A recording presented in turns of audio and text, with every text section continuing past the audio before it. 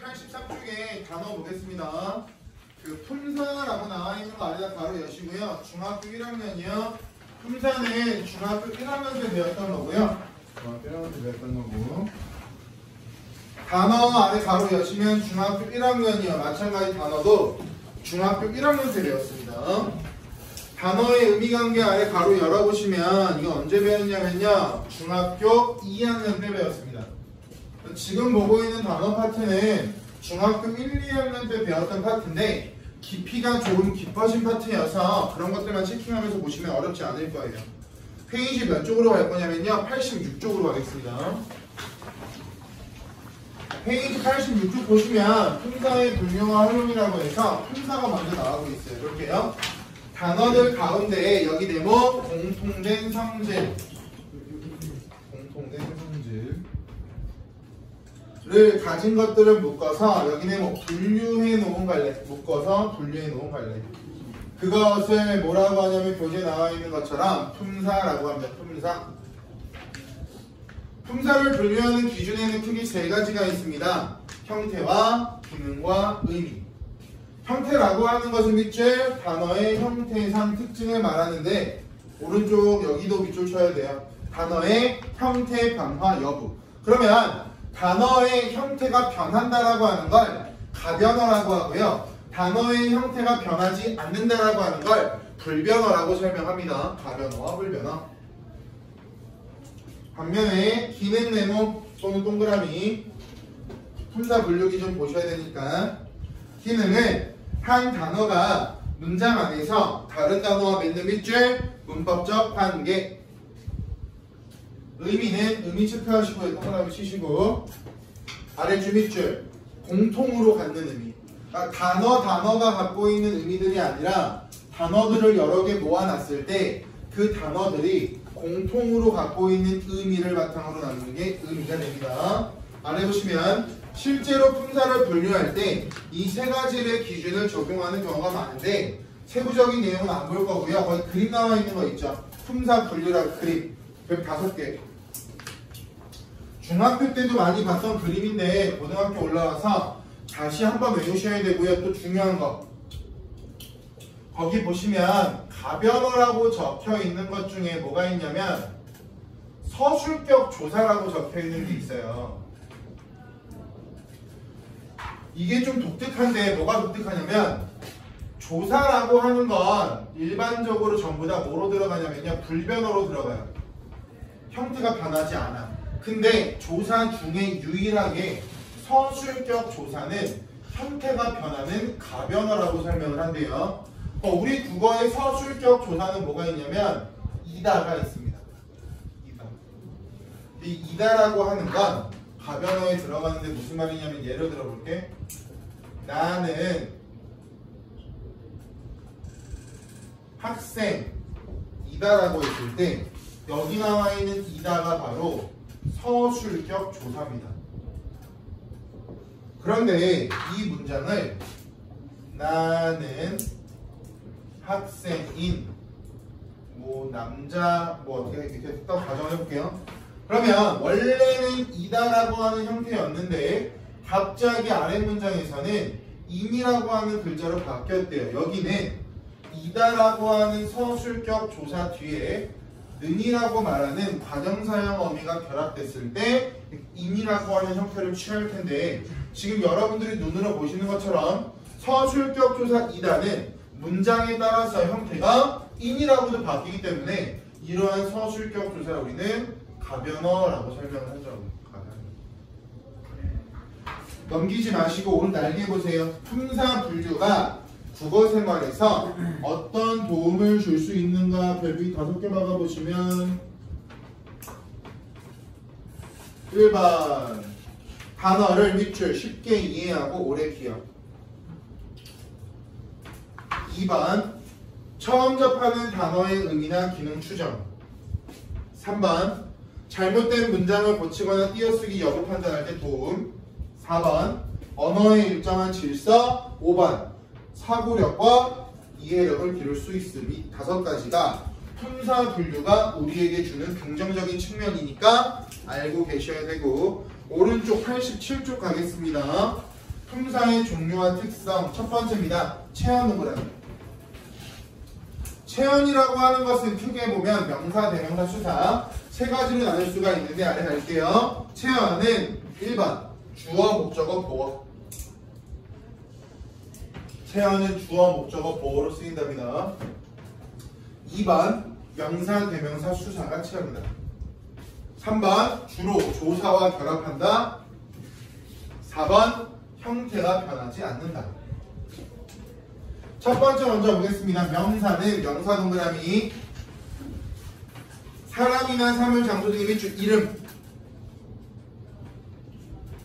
눈으로 볼게. 명사는 어떤 속성을 가진 일반적인 대상을 나타내는 가로 보통명사. 반면에 특정 하나의 대상을 나타내는 고유명사 가로. 예를 들어서 남성 의류라고 한다면 남성 의류 중에서 특정한 의류를 지칭하는 게 아니라 남자가 입는 모든 옷들을 남성 의류라고 하겠죠. 이런 거 보통명사라고 할 거고요. 반면에 전국에 이원재라고 하는 이름이 엄청 많을 거예요. 그죠? 흔한 이름이라고 가정한다면. 하지만 우리가 알고 있는 찌질한 원재는 한 명밖에 없겠죠. 그럼 저런 원재를 말하는 이원재라고 하는 이름은 보통 명사인 것처럼 느껴지지만 고유 명사가 된다고요. 특정한 것 하나만 지칭하면요. 또 갈게요. 홀로 쓰일 수 있는 바로 작은 명사, 뭐 책상, 휴대폰 이러한 단어들은요 홀로 쓰일 수가 있을 텐데 반면에 헛, 따름, 뿐처럼 다른 말에 기대어 쓰이는 가로 의존명사. 의존명사라고 하는 거 아래 가로 여시면 의존명사는 앞에 반드시 관형어가 와야 하죠.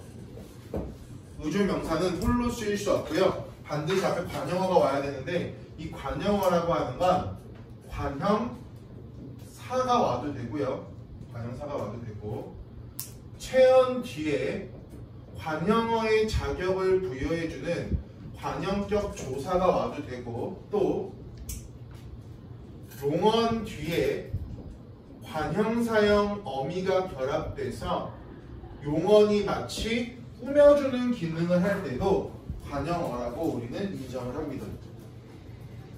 문법이기 때문에 좀 쪼개드렸어요. 일부러. 예를 들어 볼까요? 새 것, 나의 것, 아는 것. 갈게요. 여기 나와 있는 것이라고 하는 것들은 홀로 쓰일 수 없는 의존명사인데요. 의존명사인데 앞에 나오는 새라고 하는 건 뒤에 나오는 것을 꾸며주는 관형사가 될 거예요. 원래 형태도 새고요. 원래도 꾸며주는 기능을 할 거예요. 반면에 나의라고 하는 건 나 플러스 의의 조합인데 나의라고 하는 게 뒤에 나오는 것을 꾸며주는 역할을 하겠죠. 근데 여기서의 나라고 하는 건 체언이고요. 대명사니까 의라고 하는 게 바로 관형사의 자격을 부여해주는 관형격 조사라고 보시면 돼요. 그래서 의존명사 앞에는 체언 플러스 관형격 조사도 올 수 있고 아는이라고 하는 것은요 마찬가지로 것은 것인데 아는 것이니까 알다라고 하는 말 뒤에 는이라고 하는 형태가 결합됐다라고 보시면 되는데요. 알다는 여러분들이 아시는 것처럼 용언이고요. 용언이 관형사의 형태를 갖게 하는 이 는과 같은 것들을 뭐라고 하냐면 관형사형어미라고 설명을 해요. 그래서 관형어라고 하는 것들은 이러한 세 가지 유형을 가지고 있다라고 알고 계시면 좋으실 것 같습니다. 이어서 볼게요. 대명사 동그라미. 대명사에서 대라고 하는 글자는 대신한다라고 보시면 돼요. 대신한다. 대신한다. 명사를 대신하는 게 대명사인데 두 번째 아래 밑줄 지시대명사 아래 인칭대명사. 여기서 말하는 인칭에서 인이라고 하는 것은 사람, 칭하다라고 하는 건 말하다가 되겠죠. 즉 사람을 말하는 대명사. 수사는요 동그라미 쳐보시면 수량이나 순서로 수량을 나타낼 때 밑줄 양수사, 가로서 양수사, 수량이니까 양수사, 순서니까 뒤에 바로 서수사. 두 번째 용언 가겠습니다. 용언은 문장에서 밑줄 주어를 서술하는 기능. 여기에 뭐가 들어가냐면요, 동사와 형용사. 동사는 동그라미 밑줄 움직임, 형용사 동그라미 상태 또는 성질. 아래 본용언과 보조용언 별빛 3개화가 보시면, 본용언과 보조용언이라고 하는 건 결국 무슨 뜻이냐면, 얘들아 이게 얘기야. 용언 플러스 용언이 만나면 우리 얘를 뭐라고 하냐면 합성용언 또는 복합용언이라고 해요. 한 개의 용언으로 구성된 것이 아니라 두 개의 용언이 구성된 걸 합성용언 또는 복합용언이라고 하는데, 항상 앞에 오는 용언을 뭐라고 하냐면 본용언이라고 하고, 뒤에 오는 용언은 경우에 따라서 본용언이 똑같이 올 수도 있고요, 보조용언이 올 수도 있어요. 그래서 합성용언이라고 하는 건 본용언과 본용언의 조합일 수도 있고요, 본용언과 보조용언의 조합일 수도 있습니다. 그럼 본용언이 뭐고 보조용언이 뭔지를 알고 있어야 되니까 볼게요.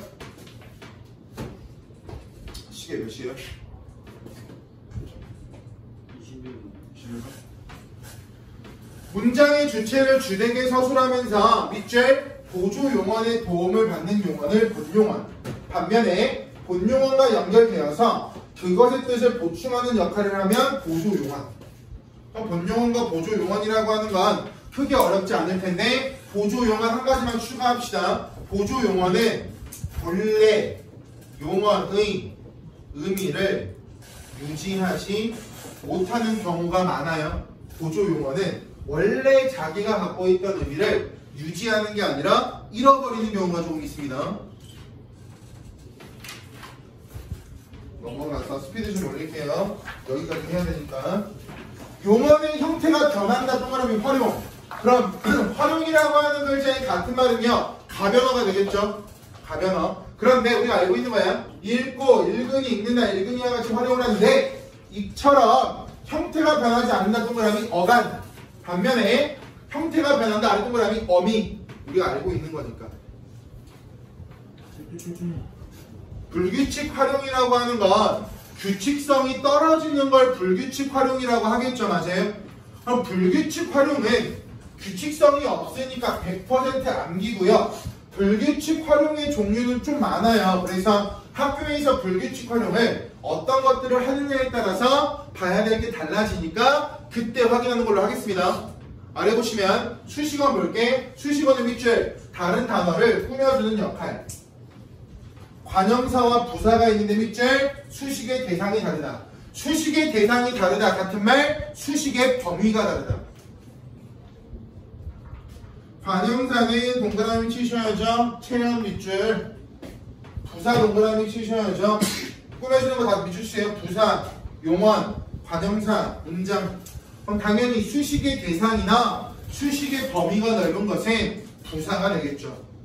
관계어 가겠습니다. 관계어는 문장에 쓰인 다른 말들과의 관계를 나타내는데, 관계어에는 조사가 있는데요, 다른 품사와 달리 홀로 쓰이지 못하고, 밑줄 홀로 쓰이지 못한다. 조사의 특성이죠. 앞말에 붙어서 그 말과 다른 말의 문법적 관계를 나타내거나 특별한 뜻을 더해주는 역할을 한다. 조사는 여기 제목 기능과 의미. 조사를 기능과 의미에 따라서 세 가지로 분류할 거야. 1번 문법적인 관계를 나타내는 격조사. 2번 앞말에 특별한 뜻을 더해주는 보조사. 3번 두 단어나 구를 같은 자격으로 이어주는 접속조사. 근데 여기 나와 있는 격조사에서 격이라는 글자 밑줄 쳐보시면, 격조사에서 격이라는 글자의 뜻은 저거나 자격을 부여하는. 격조사에서 격이라는 글자의 뜻은요, 자격을 부여하는 이라고 보시면 됩니다. 나머지 어렵지 않을 거고. 아래 독립한 감탄사 볼게요. 밑줄 문장에서 다른 말과 관계를 맺지 않고 독립적으로 쓰이는 말.